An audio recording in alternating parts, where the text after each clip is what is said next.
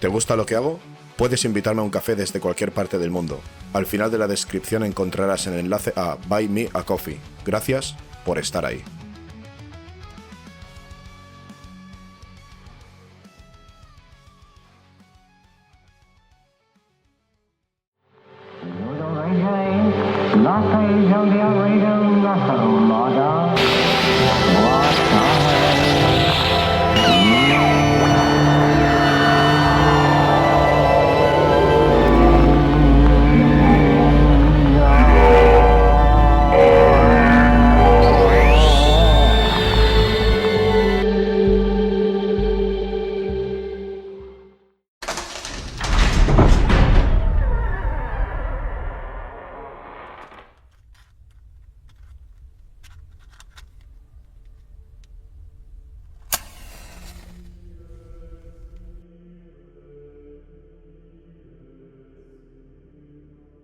Saludos, te estaba esperando. Yo, mensajero de Aiwas, te doy la bienvenida. Años 20. Alemania arde entre las cenizas del imperio.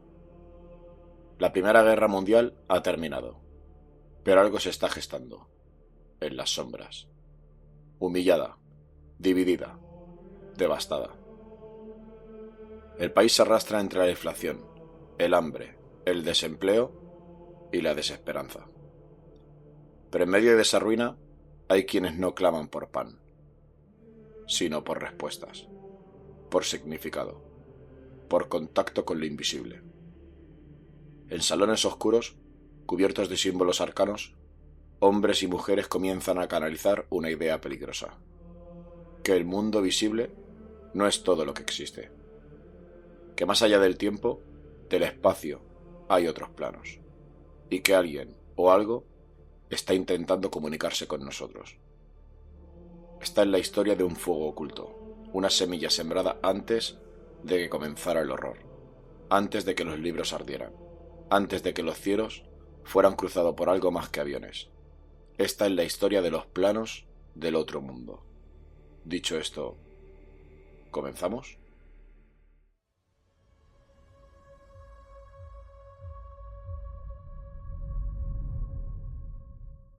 Alemania y la sed de misterio.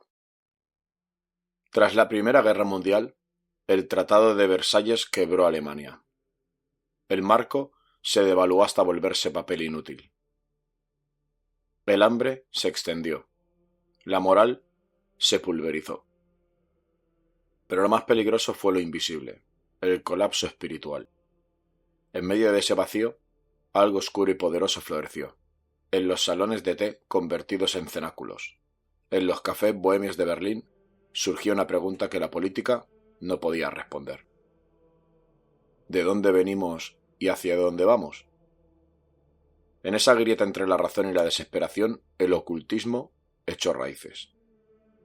Y lo hizo con fuerza, como una red subterránea de hongos que espera la tormenta. Surgieron movimientos esotéricos que hoy parecen ficción. La Sociedad Thule, origen ideológico del nazismo. La NERVE, brazo científico, entre comillas, de las SS. Y la Orden de los Germanos, la Germanorden, heredera de un sueño ario espiritual.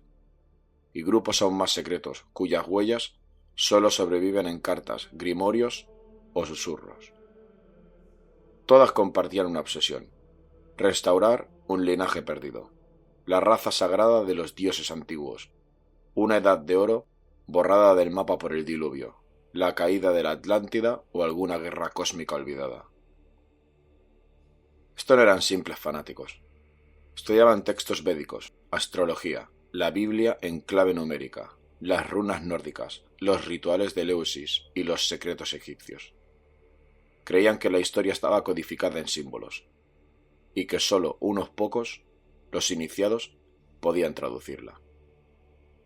Inspirados por Helena Blavatsky, Guido von List, Lanz von Liebenfels, muchos ocultistas nazis veían en el Tíbet, en Sumeria, en Egipto, en la Antártida, las huellas de una humanidad anterior, regida por los sabios dioses venidos de las estrellas. Y entonces aparecieron las médiums, en particular las de la Sociedad Brill, como María Orsic.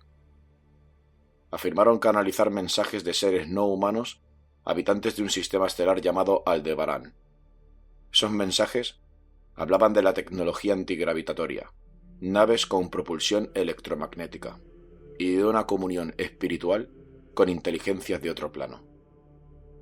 Los líderes de estas sociedades no querían solo armas, querían vibraciones, portales, planos paralelos.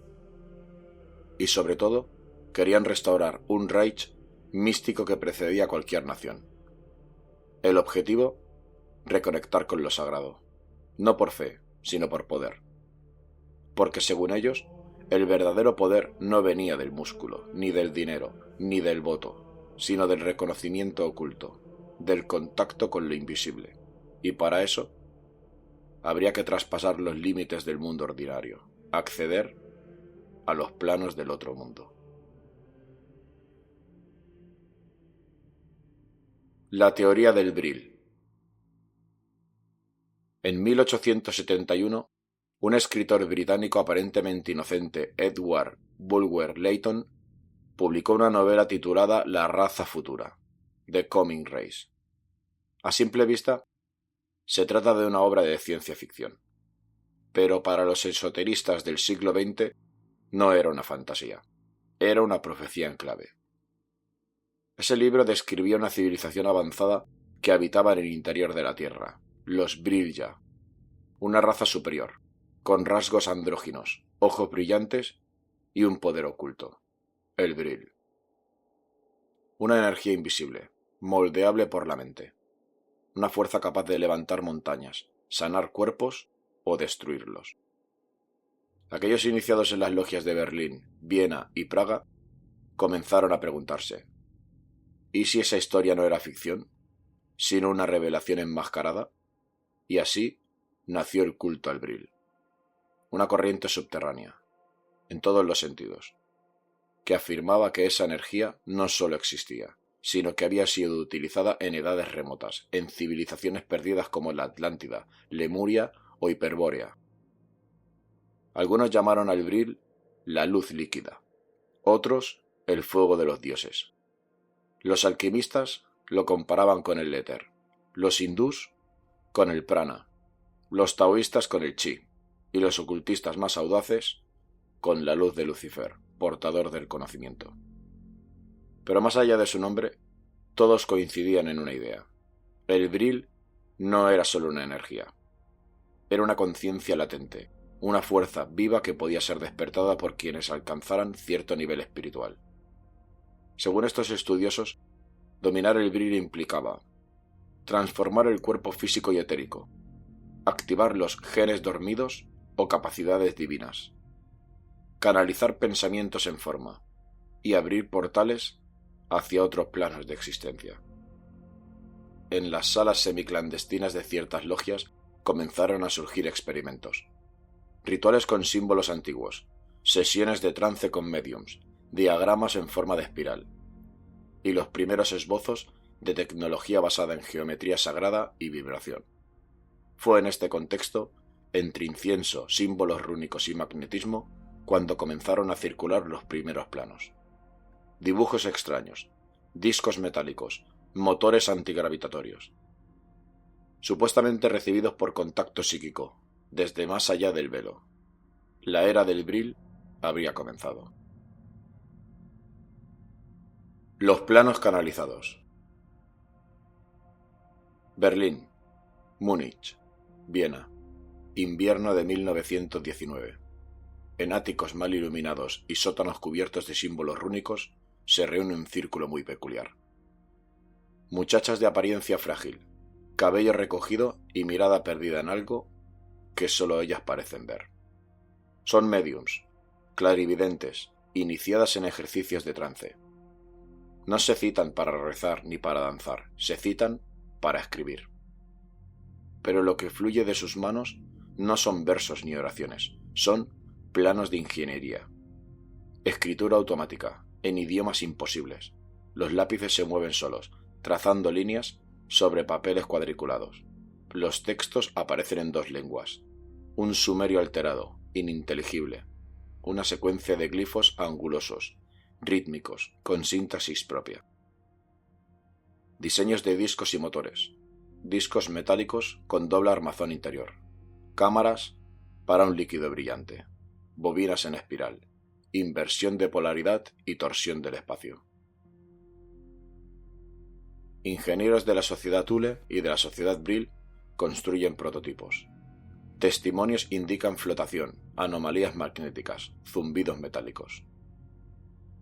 Pero, ¿tecnología o invocación? Maria Orsic afirma que no son ideas humanas. Las fuentes Aldebarán, templos atlantes o entidades superiores siembran una semilla de un programa secreto. Cuadernos confiscados por militares. Nace el germen del proyecto Aneubu. No inventamos nada, solo seguimos instrucciones dictadas desde otra realidad. El contacto estelar. No todo eran planos. Las manos de las médiums también transcribían mensajes, cartas desde el abismo estelar. No eran metáforas, eran coordenadas. En el corazón de la constelación de Tauro arde Aldebarán, una estrella gigante roja, visible a simple vista. Para la astronomía, es solo una estrella a 65 años luz de la Tierra, pero para diversas corrientes ocultistas y contactados del siglo XX, era mucho más. La medium Maria Orsic, junto a las integrantes de la sociedad Brill, afirmó en sus cuadernos que seres provenientes de Aldebarán, de un sistema planetario aún no identificado por la ciencia, se habían comunicado con ella a través de la escritura automática. ¿El mensaje? Los humanos no somos el inicio, sino el resultado, una especie sembrada deliberadamente por entidades de apariencia humanoide, muy similares a nosotros, pero de una conciencia mucho más avanzada. Estas entidades, según Orsic y otras canalizadoras como Sigrun, no venían en naves, sino a través de la vibración. El contacto no era visual, era psíquico. La teoría es clara. La vida en la Tierra fue sembrada desde Aldebarán como parte de un proceso evolutivo supervisado.